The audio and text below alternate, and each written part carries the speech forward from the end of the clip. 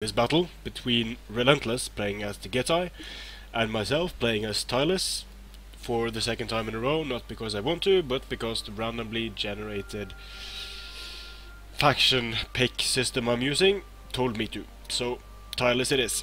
My opponent counterpicked with the Getae, which is a pretty decent matchup both against and for Tylis, I must say. Now, I have been, after talking a bit with Reptilicus and doing some experimenting of my own, I have changed the way I'm approaching Barbarian builds somewhat. I have been trying both having cheap, medium and very elite units as the mainline units, and what seems to work the best is having a very strong center that is going to be able to hold, get a lot of kills, and then have weaker flanks with more units able to flank around.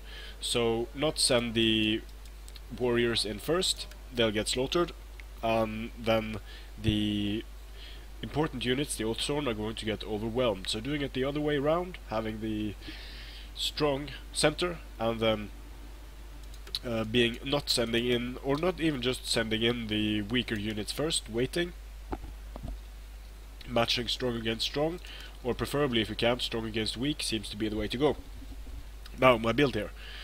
4 Oathsworn, 5 Celtic Warriors, 2 Spear Warriors, 1 Celtic Tribesman, 2 Thracian Warriors. 5 of these amazing raiding horse. They never disappoint. From what I can see, my opponent has 4 spears to soak up any charges, I imagine, backed up by 3 Dacian skirmishers, mercenary axe warriors with 2 chevrons, bronze chevrons on the flanks, very decent units, a strong center consisting of noble swords, axe warriors, noble swords, and a noble spear general. No cavalry. I wonder where that is.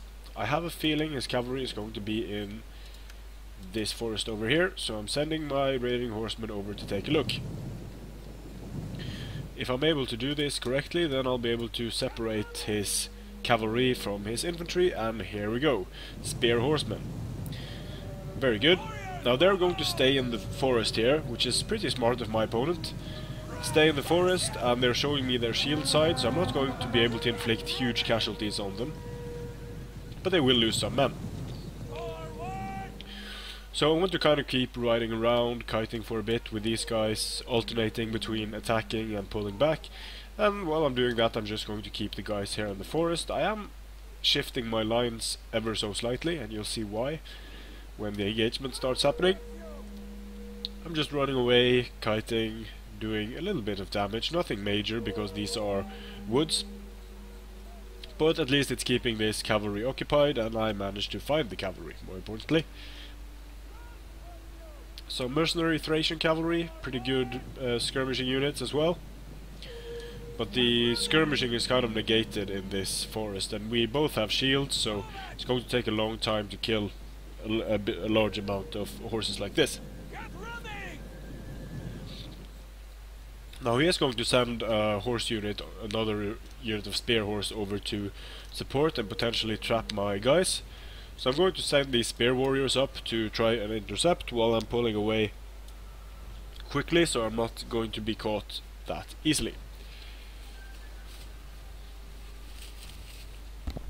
2 seconds, I just have to wipe my nose here.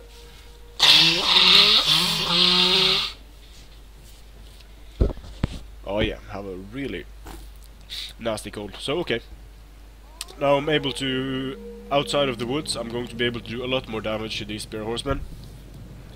They'll die really quickly when they don't have the protection of the woods, same goes for these guys, so keeping them together on one flank like this, I really like it because it's easy to run away in different directions and to basically do a lot of damage in a short period of time. So the spear horse had to withdraw, and not really losing any of these guys, doing a lot of damage. They are paying for themselves very well, and they are also keeping his cavalry busy by doing this, so that's also quite important. These guys are active, my guys are winded, so I'm going to have to keep an eye on the speed. My guys now have a 5% reduction in their speed when they're running. So pretty soon these spear horse are also winded now, so my guys are resistant to fatigue while his guys aren't.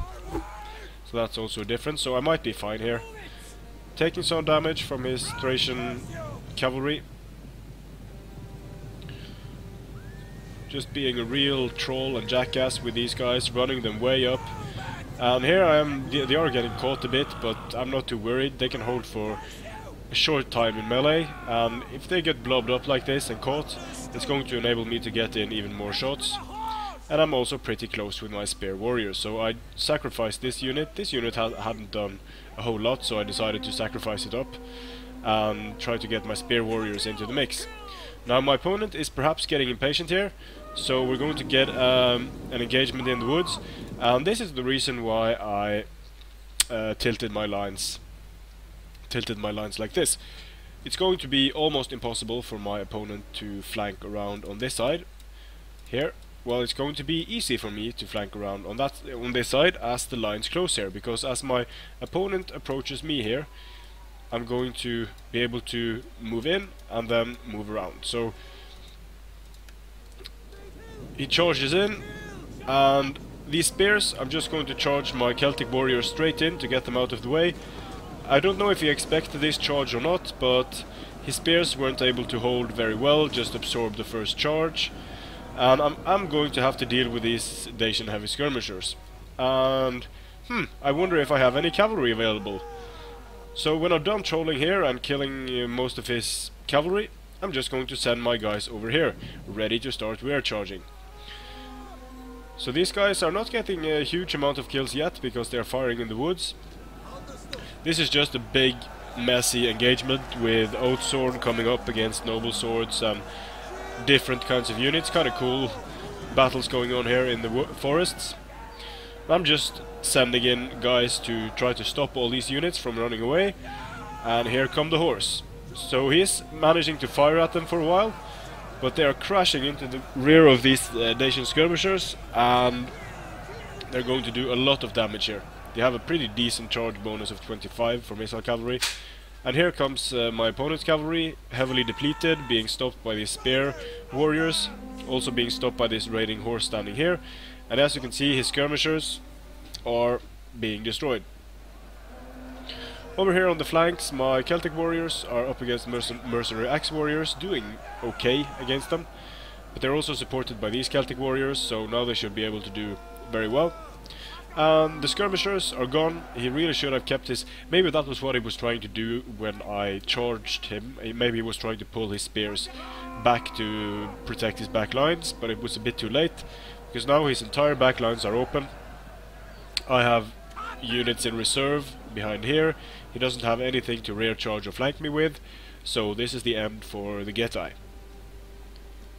And you can see why I love the raiding horsemen. Extremely effective units, both at skirmishing and at charging, especially rear charging. So they will rout here. I'm not going to go for cycle charging, because I could have done it, but I don't really need to at this point. So I'm just going to let them stand there and do some damage, and then I'm going to let them die, basically. So it's a thankless task being a raiding horseman in my army.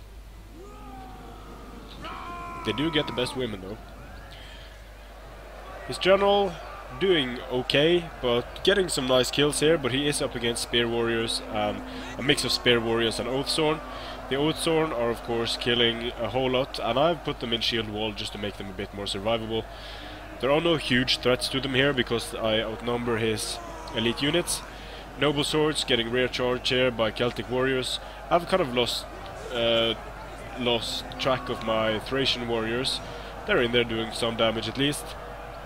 Oathsworn is doing well for itself, and there is nothing left to do but to just keep enveloping these blobs and finish off. Now I could have peeled units off here and went for a more effective surround, but to be honest, fighting in the forest is not something I'm too fond of, because you totally lose the hawk's eye perspective of the situation. So I'm just anxious to get this over with, sending in units to do some flanking and do some rear charging. And at this point, there I'm just waiting for the chain route to start happening. Noble swords, routing, some of my raiding horse still alive, almost 100 kills on those guys, pretty decent. Over 100 kills on these guys, so they are very good in both skirmishing capabilities and melee. Now here we go, last unit of noble swords going down. I'm not even going to bother with these units because as the strong units break, these guys are just going to run. They have very poor morale. 25 for the Dacian skirmishers and 35 for these guys. These guys are just going to rout, and the same with the mercenary axe warriors. Got some nice kills, 101 kills. Celtic warriors didn't do too well against them, but they are inferior units. So looking at the kills, 1570, 1849 for my opponent. I didn't do too much friendly fire, but I didn't have that many skirmishers either. So my opponent's spears did horribly, but they are cheap units. However, for the price of these 4 spears, you can get a very decent spear unit, or an axe unit, and a skirmish unit almost. So kind of risky, just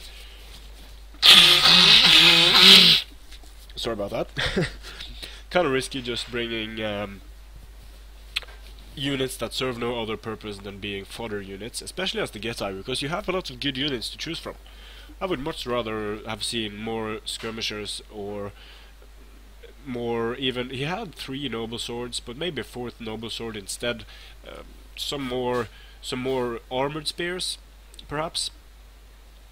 These spear horsemen and these mercenary Thracians, the spear horsemen did okay, I guess. They got some nice kills there, but compared to my raiding horse, they didn't do too well. This one unit didn't do much at all. These 2 units did very well. And the Celtic warriors did okay, since I matched them up against units of the same unit quality. The Oathsworn did very well. Spear warriors did okay. So I think Tylis can work decently with this type of build. Tylis needs to have a lot of infantry, because one of the things that sets Tylis apart is that they can have Thracian warriors. But Thracian warriors, you'll find it hard to make them the deciding factor in a battle, because they're so easy to shoot, to cavalry charge, and to just grind down in melee. But what I like about Tylis is that they can bring these very good sword units. Celtic warriors are decent sword units, and of course Oathsworn are some of the best sword units in the game. But then they also have these raiding horsemen that are extremely good skirmishing cavalry, that can both skirmish and then charge into melee, take care of these skirmishers and go for rear charges. So I really like Tylis. I think I'm getting close to a decent build with them. So let's see what the random number gods give me for my next battle, and I'll see you again on the battlefield.